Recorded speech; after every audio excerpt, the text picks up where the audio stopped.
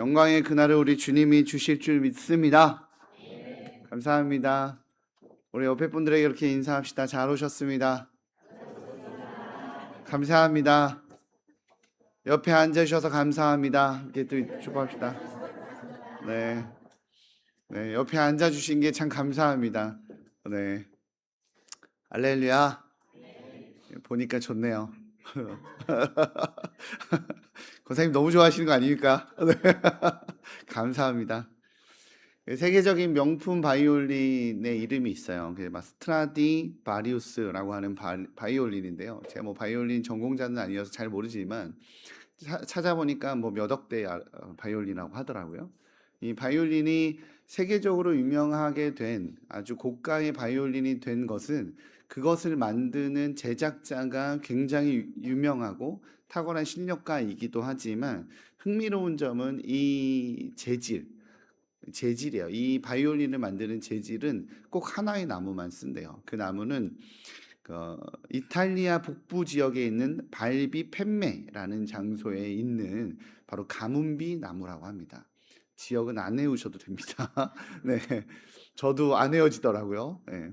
가문비 나무, 그 지역에서 자라난 가문비 나무의 특징 중에 하나가 다른 나무들에 비해서 무게 대비 밀도가 굉장히 높대요. 밀도가 굉장히 높아서 강도가 굉장히 좋다고 합니다. 그리고 바이올린 키면 이 현의 소리를, 이 현의 진동을 공명통 전체로 빠르게 전달하고 하게 되는 이 탁월한 소리를 내기 때문에 이 가문비 나무로 만들어져서 비싸다라고 합니다. 근데 그 이유는, 이 가문비 나무를 쓰는 이유는 이 나무가 고지대에서, 이탈리아 북부의 춥고 고지대에서 자라면서 성장이 매우 느리대요. 엄청 천천히 자란다고 합니다. 성장이 매우 느리고 성장하는 속도가 굉장히 일정해서 이 나이테가 구성되는 형태가 그 간격이 매우 좁고 균일해서 밀도가 굉장히 높게 성장하게 된 나무가 이 가문비 나무다라고 합니다. 특히 비싼데, 이 가문비 나무를 사용해서 만들어진 바이올린이 특히 비싼데, 그 중에서도 1645년도부터 1715년도까지 자라나서 그때 제작한 바이올린이 특히 비싸다고 합니다. 그때 기간을 골든 피리어드라고 하는데, 그때 제작된 이 바이올린은, 근데 그때가 특징이 뭐냐면 이탈리아가 그 당시에 소빙하기였다라고요. 소빙하기라고 할 만큼 엄청나게 유난히 추운 그 기후를 가지고 있었다라고 합니다. 이 시기에 제작된 이 안토니오 스트라디바리 작품을 이제 골든 피리어드 바이올린이라고 합니다. 물리적으로 이 시기 때 나무는 지금 현대적으로 따라갈 수가 없대요. 그렇다라고 하더라고요. 사랑하는 성도님들, 오늘 저희가 창립기념 주일입니다. 제가 계산해 본 바로는 68주년이에요. 맞죠? 맞죠? 네, 틀리면 안 되기 때문에 제가 계산해 본 바로는 68주년인데요. 68년의 세월 동안 이곳 한곡동에 하나님께서 우리 한국교회를 세우시고 맡겨진 사역을 감당해 왔습니다. 그런데 그 68년의 시간 동안을 어떻게 걸어오셨는지 제가 65주년 책자를 살펴봤는데요. 참 고생이었다라는 생각이 들더라고요.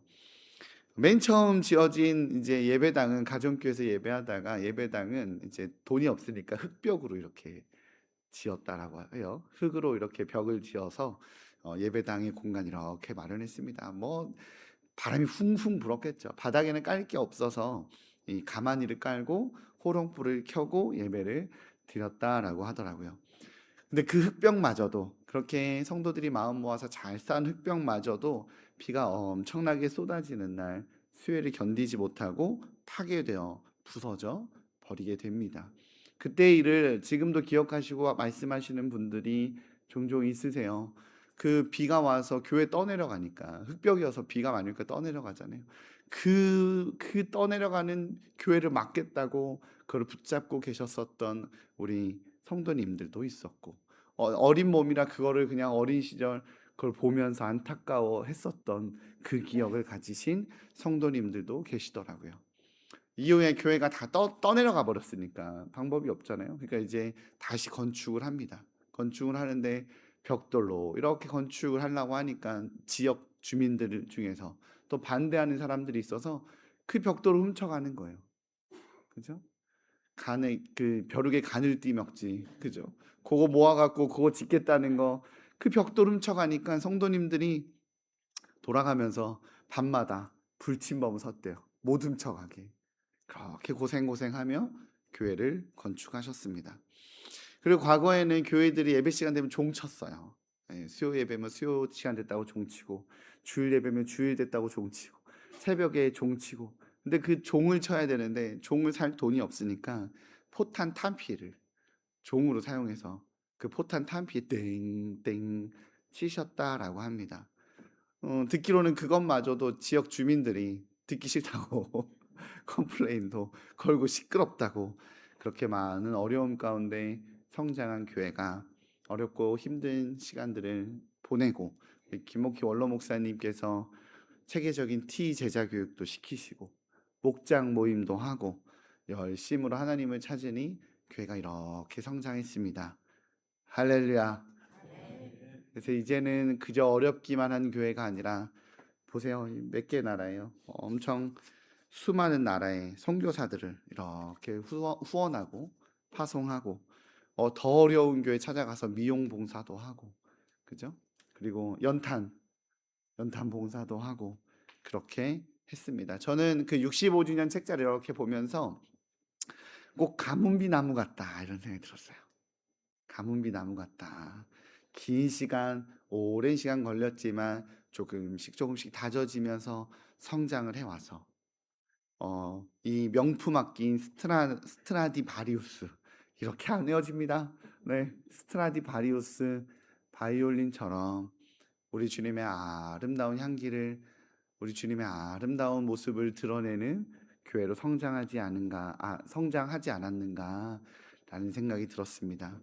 사랑하는 우리 한국교회 성도님들, 더욱더 단단한 교회, 그리고 또한 여기까지 68년의 창립기념주일 예배를 맞이하며 이 순간을, 그 모든 시간들, 여기까지 온 이 모든 기억들을 함께 온 우리 믿음의 동료들을 그렇게 응원했으면 좋겠어요. 우리 옆에 있는 분들에게 그렇게 인사합시다. 수고했습니다. 감사했습니다. 잘했습니다. 네. 할렐루야. 지금까지 인도해 주신 은혜처럼 더욱더 앞으로도 더욱더 단단한 나무가 되어 우리 주님께서 이 지역과 열방의 아름다운 향기를 흘러보내는 축복의 통로가 될 줄을 믿습니다. 그런 우리 모든 교회이자 우리 모든 교회 성도님들 되시기를 주님의 이름으로 축복합니다. 그러기 위해서 우리가 가져야 되는 근원적인 정체성이 있습니다. 근원적인 진리가 있어요. 그건요, 한국교회를 세우신 분이 하나님이시라는 겁니다. 믿으십니까? 많은 분의 수고가 있었고 많은 분들의 헌신이 있었기에 우리는 이 자리까지 오는데 있어서 우리 귀한 믿음의 선배님들을 존경합니다. 그러나 그럼에도 불구하고 그 이전에 우리가 가져야 하는 가장 근원적인 정체성은요, 교회의 시작은 하나님입니다. 믿으시기 바랍니다. 오늘 성경은 그 이야기를 하고 있어요. 오늘 본문 1절에서 3절입니다. 같이 한번 본문 1절에서 3절 성경책을 펴셔서 함께 읽어보겠습니다. 시작. 하나님의 뜻을 따라 그리스도 예수의 사도로 부르심을 받은 바울과 형제 소스데네는 고린도에 있는 하나님의 교회 곧 그리스도 예수 안에서 거룩하여지고 성도라 부르심을 받은 자들과 또 각 처에서 우리의 주 곧 그들과 우리의 주 되신 예수 그리스도의 이름을 부르는 모든 자들에게 하나님 우리 아버지와 주 예수 그리스도로부터 은혜와 평강이 있기를 원하노라. 아멘. 오늘 본문에서 아주 핵심적으로 반복하며 강조하는 표현이 있습니다. 그것은 바로 부르심을 받은 자입니다. 사도 바울은 자신을 뭐라고 소개하냐면 하나님께 부르심을 받은 사도라고 표현을 하고 나서는 이 메시지를 듣는 그 자리에 있는 성도들에게도 뭐라고 이야기하냐면 성도라 부르심을 받은 자들이라고 표현하는 겁니다. 사랑하는 성도님들, 저는 하나님 앞에 목회자로 부르심을 받아 이 자리에 있습니다. 믿으십니까? 믿으시죠? 저거 가짜 같은데 이런 생각 드시는 거 아니죠? 저는 성도 하나님 앞에 목회자로 부름 받았습니다. 그런데 저만 부름 받은 것이 아니라 여기에 있는 모든 분들도 우리 하나님께서 성도라고 부르셨습니다. 믿으시길 바랍니다. 저도 부름 받았고 우리도 모두 부름 받은 거예요. 그러하게 우리는 모두 부름 받은 자입니다. 할렐루야. 그러하기에 우리 주님께서 부르셨기에 우리에게 가장 중요한 정체성은 부름 받은 자예요. 오늘 본문에서 성도로 부르심을 받은 자다라고 말하는 것은 아주 근원적이고 핵심적인 정체성입니다. 당시 고린도 교회, 이 본문을 쓴 사도 바울이 가지고 있었던 이 고린도 지역이 가지고 있는 특징이 있었어요. 이 고린도 지역은요, 로마의 식민지였습니다. 로마의 식민지였는데 상업의 도시였어요. 수많은 사람들이 고린도를 거쳐갔습니다. 상업의 도시의 특징이 뭔지 아세요? 돈이 많아요. 네, 무역의 중심지이기 때문에 사람들이 오고 가면서 돈이 많았어요. 그러기에 이 고린도 지역은 로마에 의해 식민 지배를 받고 정복당했지만 굉장히 역설적으로 엄청난 풍요를 누렸습니다. 나라가 망했는데 부자가 됐어요. 왜냐하면 고린도 지역을 중심으로 무역이 활성화됐었기 때문입니다. 그렇기 때문에 고린도 지역의 특징 중에 하나는 내가 누구인가 보다 내가 무엇을 가졌느냐가 더 중요했어요. 내가 누구인가 보다 내가 무엇을 가졌느냐라는 것이 이 도시 전체에 가지고 있는 태도이자 흐름이었다는 겁니다. 고린도에서 살고 있는 이 해방 노예들, 식민지 지배를 당했지만 너는 이제 해방 노예로 고린도에서 열심히 살아라 라고 말하는 해방 노예들은요, 자수성가에서 엄청난 부를 쌓았습니다. 그래서 그 부를 바탕으로 사회적 지위를 갖기도 했어요. 자신들이 과거 어느 민족이었고 어느 뿌리였고 어느 나라 백성이었는지 중요하지 않아요. 왜? 무엇을 가졌는지가, 내가 얼마나 많은 부를 가졌는지가 자신의 인생을 완전히 바꾸게 했거든요. 로마의 식민 통치를 받게 되면서 더 풍요로워지고 더 자유로워진 거예요. 그러다 보니 이 고린도 지역은요, 이 가진 것이 많은 것, 그래서 이 풍요를 누리는 것이 가장 중요했기에 술과 음란과 쾌락의 도시로 만들어져 갑니다. 고린도 여성, 무엇을 뜻하는 거였냐면 당시에 매춘부를 뜻하는 말이기도 할 정도로 이 음란이 가득 찼었던 지역이 바로 고린도 지역이었어요. 이 고린도 지역에 있는, 그렇다 보니 사람들의 삶의 기본적인 태도가 쟁취하는 것, 최대한 얻어내는 것, 이것이 가장 중요했어요. 그러다 보니 뭐가 없었냐? 배려, 양보, 하나됨, 이런 게 없어요. 무조건 뺏어서라도 가져야 되는 거예요. 한국에도 그런 기류가 많이 흘렀죠. 나만 아니면 돼. 여러분 부자 되세요. 무조건 올라가야 돼. 라고 말하는 그 가치가 치열하게 있었던 지역이 바로 고린도 지역이었습니다. 그러다 보니 고린도 지역의 사람들이 갖고 있는 태도는요, 아주 치열하게 열심히 살지만 그 치열함이 과열된 분열과 분쟁과 분파를 만들어서 이 첨예한 경쟁이 있었던 지역이 바로 고린도 지역입니다. 이런 고린도 지역을 향해, 또 그 지역의 이 분위기가 익숙한 고린도 교회 사람들을 향해서 사도 바울은 익숙하지 않은 메시지를 던지는 거예요. 그들이 추구하지 않았던 삶의 태도의 메시지를 던지는 겁니다. 너희들은 성도라는 이름을 쟁취한 것이 아니라 하나님께서 주신 거다.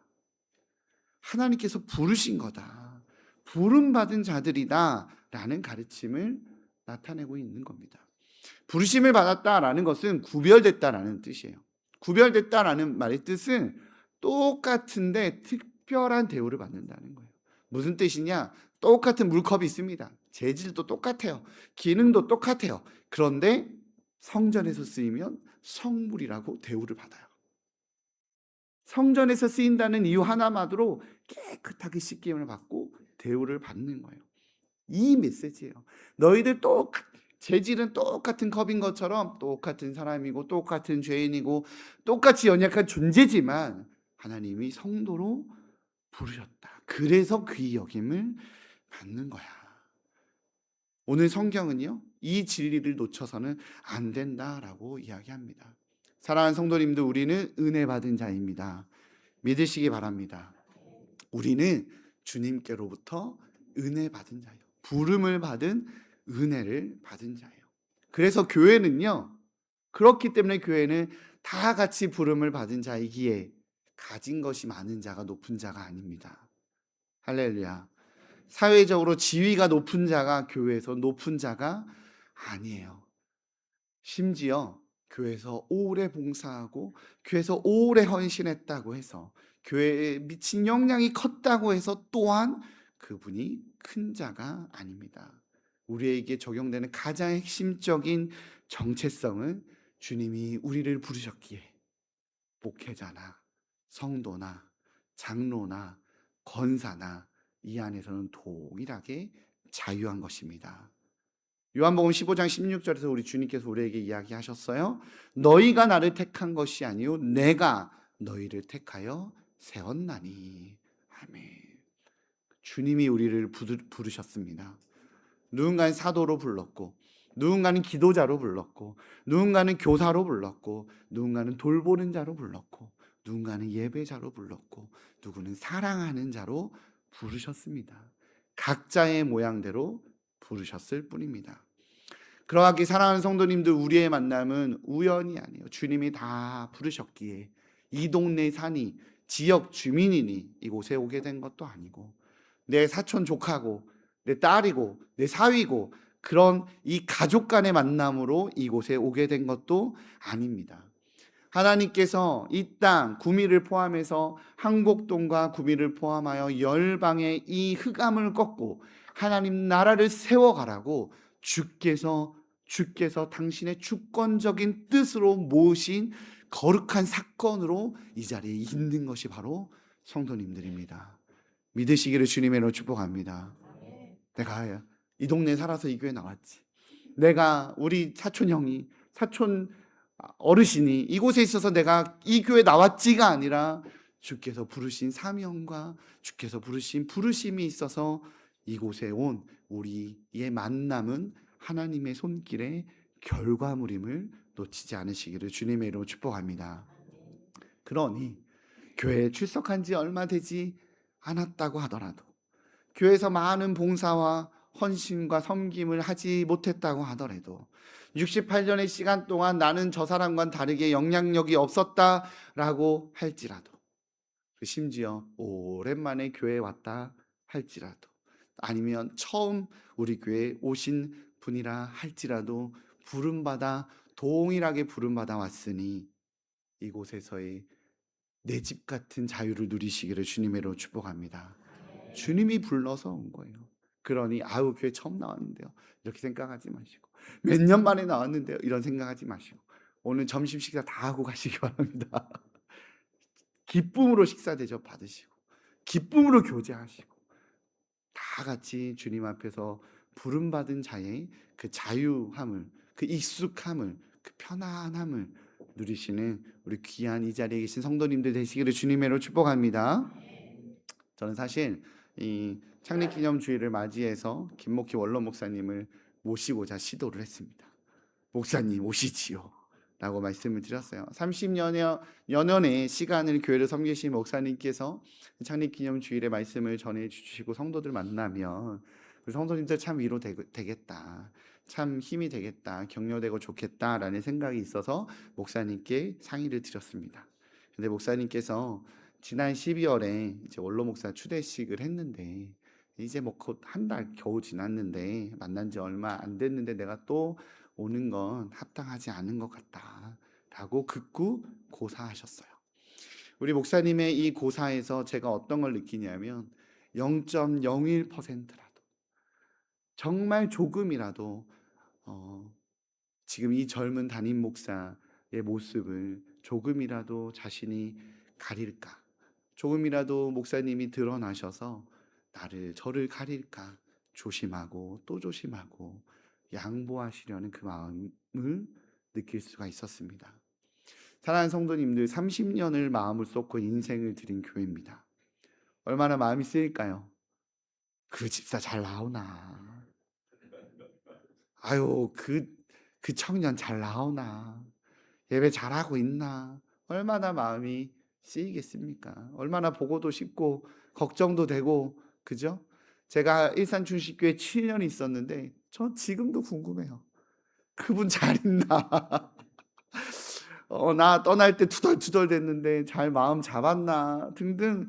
저도 꼴랑 7년 있었는데도 저도 궁금한데 30년을 들인 마음을 들인 교회 성도들 어떻게 있나? 얼마나 안 보고 싶겠습니까? 얼마나 보고 싶으시겠어요, 그죠?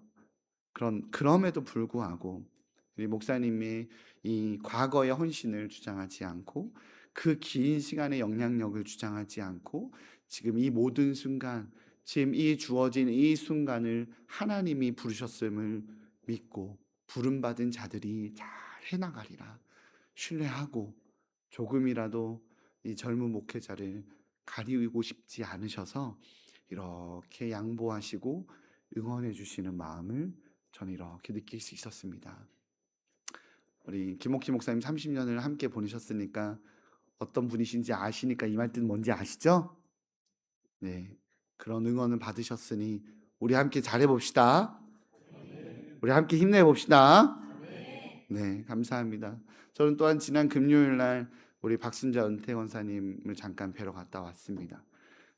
우리 박순자 권사님께서 지금 요양병원에 계시는데 음식을 먹기 힘들고 입에 막 이것저것이 좀 났다고 해서 힘들다라는 이야기를 하셔서 뵈러 가야겠다라는 생각이 들어서 뵙고 왔습니다. 권사님을 뵙고 권사님의 손을 잡고 이런 얘기를 했어요. 권사님, 제가 신방을 받고 성도님들을 만나보니 권사님께서 헌신해 주시고 권사님께서 섬겨주셔서 한국교회가 정말 어떻게 이렇게까지 잘 오게 됐는지 참 수고 많으셨다고, 참 고생 많으셨다고, 참 귀하시다고, 고맙다고 제가 이렇게 인사를 감사의 마음을 드렸습니다. 그랬더니 우리 권사님께서 내가 한 게 아무것도 없는데 왜 그러시냐고, 부끄럽다고, 그러지 마시라고, 목사님 새로 오셨는데 뭐 대접도 못 해드리고 내 몸이 이래서 해드리지 못해서 아무것도 못 해드려서 너무너무 송구하고 죄송하다라고 그렇게 말씀하시더라고요. 사랑하는 성도님들, 저는 김목희 원로 목사님이나 우리 박순자 은퇴 권사님이나 그리고 다른 우리 이 한국교회가 이렇게 어려운 가운데 단단한 가뭄비 나무처럼 성장해 오는 과정 가운데 수고하시고 헌신하신 우리 어르신들이 자기 공로 돌아보지 않으시고 자기 공로 주장하지 않으시고 이 모든 모습에서 우리 주님의 모습만 드러내는 그 모습, 그 마음의 표현들을 볼 수 있었습니다. 나는 그저 그때 부름받아 그 사명 감당했을 뿐이라고. 나는 그저 하나님께서 부르셔서 그냥 그 위치에 있었을 뿐이라고. 그런 마음을 확인할 수 있었어요. 우리 한국교회가 이러한 믿음의 선배님들이 계셨기에 사람 냄새 나지 아니하고 그리스도의 향기 나는 교회로 성장할 수 있었음을 믿습니다. 할렐루야. 맞습니다. 이분들의 고백이 그런데 맞아요. 이분들의 이 귀한 고백이 정말 맞습니다. 돌아보면 여기까지 온 모든 사역도 하나님의 은혜입니다. 누구의 수고의 결과가 아니라 우리 주님께서 우리 모두에게 주신 은혜입니다. 사도 바울은요, 고린도 교회에게 또한 이 이야기를 하고 있는 거예요. 그렇게 너희들이 세워졌다라고 말하고 있습니다. 우리 4절과 5절입니다. 같이 한번 읽어보겠습니다. 4절과 5절 시작.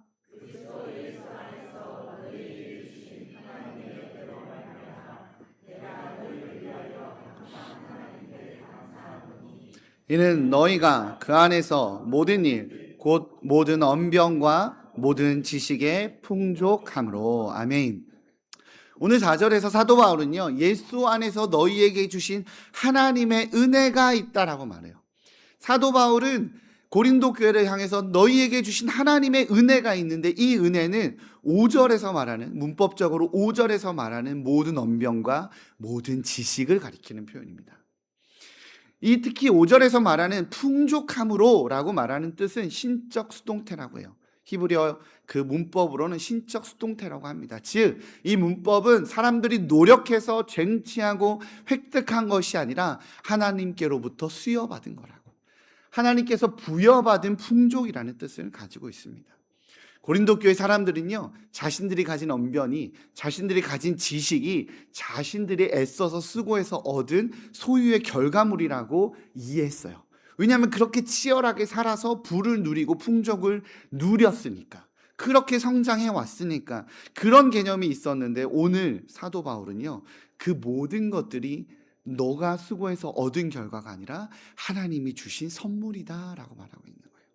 즉, 수고의 보상이 아니라 우리 하나님께로부터 받은 증여다라고 이야기하고 있는 겁니다. 맞습니다, 성도님. 우리의 모든 은사는 우리 주님께서 주셔서 풍족하게 누리고 있는 것입니다. 하나님께서 주신 것을 누리고 있는 거예요. 뇌과학자 로버트 에머슨이라고 하는 사람은요, 감사가 인간의 뇌 구조를 변화시킨다라고 이야기를 합니다. 우리가 우리의 재능을 나의 것이라고 생각할 때, 이 재능은 내 거야 라고 생각할 때 뇌 구조가 어떻게 바뀌냐면 방어 기제와 생존 본능을 일으킨다라고 해요.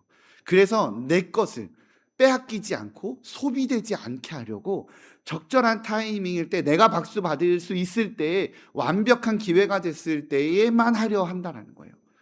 그렇게 지키려는 태도가 뇌에 발생된다는 거죠. 그렇지만 그게 아니라 나의 재능이 주어진 선물, 즉 누군가에게 증여됐다라고 인식할 때 뇌는요, 이 부여받은 재능을 더 발전시키고 더 활성화시키려고 극대화되는 태도가 있다고 합니다. 부여받은 거니까 그 부여받은 것에 내가 모르는 영역이 더 있을까 더 찾으려 한다는 거예요. 그 재능을 더 연구하고 탐구하고 찾으려 한다는 거예요. 그러하기 때문에 우리는 주님께서 주신 것이구나라고 말하는 인식이 성도의 사명을 감당하면서, 아, 우리 주님이 나를 통해 이런 일도 하실 수 있구나라는 것을 경험하게 돼요. 우리 보통 어떻게 되죠? 내가 못해도, 우리 성도님들 그럴 때 있잖아요. 내가 못해도, 내 재능이 그 재능이 없어요. 그래도 우리 주님이 시키시면 순종하는 마음으로 해요. 그죠? 잘나서 하는 것이 아니라 순종하는 마음으로 합니다. 그렇게 순종하는 마음으로 했는데, 하다 보니까 야, 내가 이런 것도 하게 되는구나, 하나님께서 나에게 힘 주셔서 이것도 감당하게 해주시는구나 라는 것을 깨달을 때가 있어요. 할렐루야. 그러하니 순종하시기를 주님으로 부탁드립니다. 제가 그래요. 저는요, 지금도 목소리가 이렇게 금요 한밤 때 너무 질러댔더니, 금요일 날 기도회 때 목소리가 이렇게 예쁘지 않잖아요, 솔직히. 그죠? 솔직히 예쁘지 않아요. 저도 압니다. 노래를 잘하거나 예쁜 목소리를 갖고 있거나 발성이 좋은 사람이 아니에요. 그런데 하나님이 꼭 그렇게 찬양 인도를 시키세요. 고등학교생 때부터 그렇게 찬양 인도자의 자리를 세우셨어요. 노래를 참 못하는 사람인데, 그때 제가 순종하는 마음으로, 주님이 명하셨으니 채우시겠지라는 마음으로, 순종하는 마음으로 했더니, 노래를 잘하게 하지는 못하시더라도 우리 주님이 참 은혜는스럽게 하시더라고요. 할렐루야. 그러면서 우리는 깨닫게 돼요. 내가 할 수 있는 것을 하게 되는 존재가 아니라 부여받고 증여받았기에 순종하는 마음으로 하다 보니 나의 한계를 뛰어넘어 주님이 나에게 공급하시는 달란트와 은사를 주시는 그 은혜를 경험하게 됩니다. 할렐루야. 그러니 성도는 한계가 없는 거예요.